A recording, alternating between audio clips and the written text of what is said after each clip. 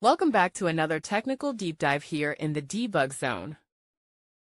Today we're tackling a big question and breaking it down with insights from other users. Hopefully this clears up some misconceptions and helps you get the answer you need. So buckle up, stay a little curious, and let's jump right in.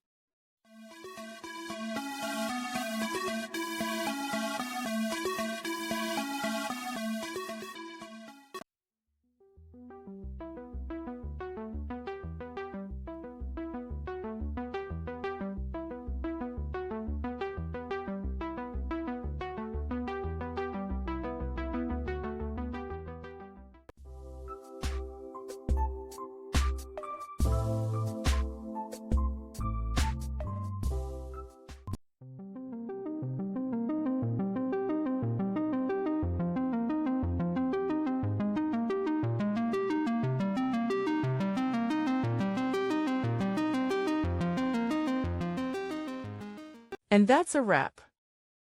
I hope you found the answer you were looking for. If you did, take a second to hit that subscribe button. It really helps out. And let me know in the comments which solution worked best for you. See you next time in the debug zone.